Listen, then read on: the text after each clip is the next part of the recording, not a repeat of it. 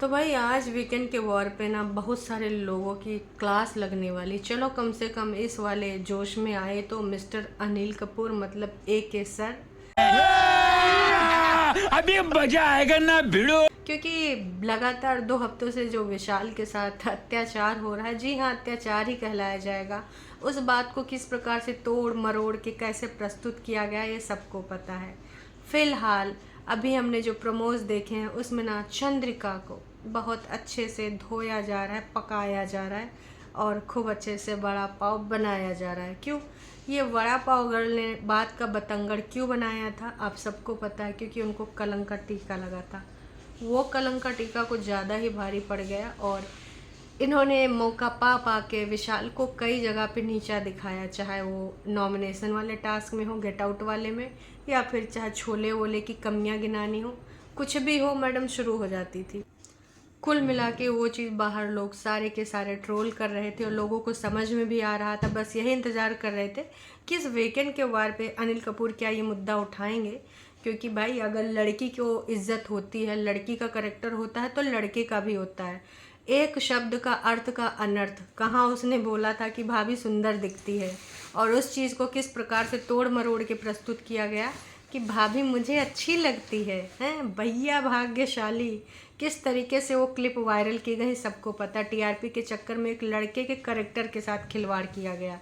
बाहर की ऑडियंस ने भाई जो कोहराम मचाया है, अभी तक भी अगर इनके कोई भी क्लिप देख लो उसमें सब में लिखा है अरमान मलिक को बाहर निकालो, थप्पड़ मारने वाले को बाहर निकालो। क्यों? क्योंकि भाई वो अभी तक अंदर है। क्यों? इसलिए क्योंकि वो टीआरपी बढ़वा रहा है, कभी नानी बन जा रहा है, कभी मासी बन जा रहा है, कभी सासू बन जा रहा है, हर किसी को लुकड़ी करना। कि तू रोटी कच्ची बनाता है, तू छोले नहीं बना पाता है, तू ये नहीं कर रहा, तू वॉशरूम तू साफ करेगा, दिन में 2 बार करेगा। ऐसे लग रहा है कि भाई बिग बॉस के वही सबसे बड़े कर्ता धर्ता हैं अंदर।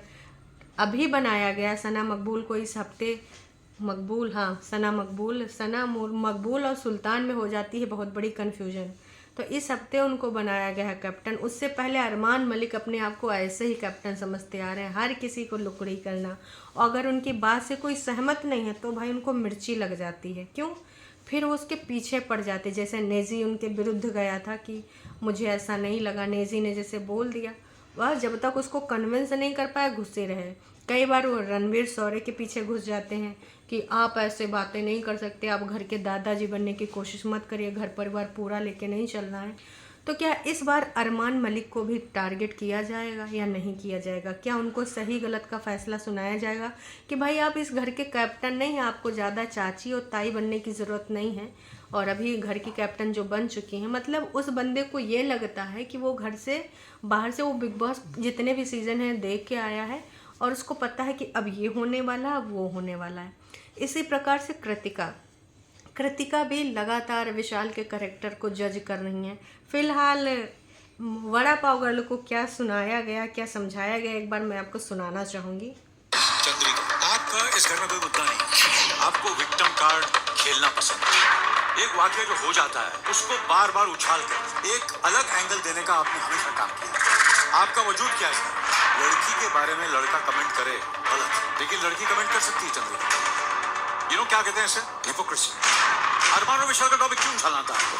मैंने कहा था सर, मैं इस चीज से पीछे नहीं हट रही हूँ कि मैंने नहीं कहा। मैं बताऊं क्यों?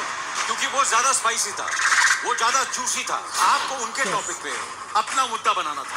मैंने बोला चंद्रिका खत्म कर इस चीज को, बार बार ये टॉपिक मत उठा। तुम सिर्फ वो टॉपिक दुनिया के सामने खुले मंच पर अपने फायदे के लिए और अपने इनके ऊपर ये भी इल्ज़ाम लगा कि भाई तुम्हारे पास कुछ अपना खुद का मुद्दा है नहीं, तो बस कभी खाने को और कभी 40 रोटियों को मुद्दा बना लेती हो, कभी दूसरों के मुद्दे में घुस जाती हो। और विशाल ने जब से इनको टीका लगाया तब से तो भाई ये बहुत ज़्यादा पगलानी है और उसके पीछे पड़ी रहती हैं, कहीं पर भी उसको नीचा गिराने में नहीं चूकती हैं। सेम अरमान मलिक भी कर रहे हैं, लुकड़ी लगातार बार बार। और जब इनको अरमान मलिक को लगा कि अब वीकेंड कवर आने वाला है, 2 दिन पहले ये बंदा अब हम इस टॉपिक के बात नहीं करेंगे, फिर लगेगा ना कि हम किसी के पीछे पड़ गए हैं, सिंपैथी लेने का मौका मिल जाएगा उसको, ये वो। क्यों? क्योंकि इनको पता था कि भाई जब बाहर कुछ ना कुछ तो हो ही रहा होगा और जब होस्ट आएगा तो हमारे सबके ना होश ठिकाने लगाएगा। अभी जो सारी चीज़ें चल रही हैं बहुत अच्छे से सबको समझाया गया है। बस मुझे ये देखना है आज के वीकेंड के वार पे कि इन लोगों को भी बोला जाता है कि नहीं, क्योंकि इन लोगों ने एकदम अति मचा के रखी है। घर में लड़कियां सेफ नहीं हैं, घर में लड़कियां छोटे कपड़े नहीं पहन सकती हैं। इस प्रकार की घटिया बातें बोलना, मतलब भाई उसके करेक्टर को तुमने क्या बना के रख दिया। उस बंदे को तो इन्होंने दरिंदा साबित करके रख दिया। सिर्फ एक बात उसने जो बोली थी, अर्थ का अनर्थ कहाँ से कहाँ पहली बीबी आके किस तरीके से स्टैंड लेने आई। अब बाहर ऑडियंस देखो किस प्रकार से बोल रही कि दीदी हो सकता है कि आपको ये स्टैंड जो आपने लिया बहुत बाद में लिया, क्योंकि जब कृतिका मलिक आपके घर में एंट्री मार रही थी तब आपको स्टैंड लेना चाहिए था, तो शायद आपकी ज़िंदगी में ये सब नहीं कोहराम मचा होता। तो इन्होंने तो टीआरपी के लिए शो ने बुलाया, मैडम चली गई, उनको पता नहीं था कि इतनी हेट मिलेगी। उसके बाद मैं जहर खा लूँ क्या, बच्चों को जहर खिला दूँ क्या, इस प्रकार की वीडियो सोशल मीडिया पे डाल रही हैं। तो भाई ये सब ये स्टंटबाजी बंद करिए, जो सही तरीका उस तरीके से खेलिए। सबको पता है कि आप लोग डेली ब्लॉगर हो, डेली ब्लॉगिंग करते हो, तो नित नई स्क्रिप्ट आ ही जाती है। रोने धोने वाले जितने भी ब्लॉगर हैं उनको सिंपैथी कार्ड खेलने बहुत अच्छे से आता है। 3 ही 4 चीज़ कंटेंट होते हैं, तो वो कंटेंट इनको पता है किस प्रकार से बनाना है, ऑडियंस के दिमाग में किस प्रकार से घुमाना है। लेकिन इनका घुमाना फिराना काम नहीं आया। पायल मलिक के जितने भी चाहे वो अकाउंट्स हैं इंस्टाग्राम के या फिर जितने भी 4-5 चैनल हैं, सब पे जनता भर भर के अपने मन की भड़ास निकाल रही है कि ये जो तरीका है वो बिल्कुल गलत नहीं। चलिए अब देखते हैं कि जो नेक्स्ट आएगा। इसके अलावा सना की दोस्ती पर भी उठाया है अनिल कपूर ने सवाल कि भाई सना दोस्ती वाला शब्द यूज़ करती हैं, लेकिन हमेशा कहती हैं कि कोई उनसे उम्मीद ना रखे।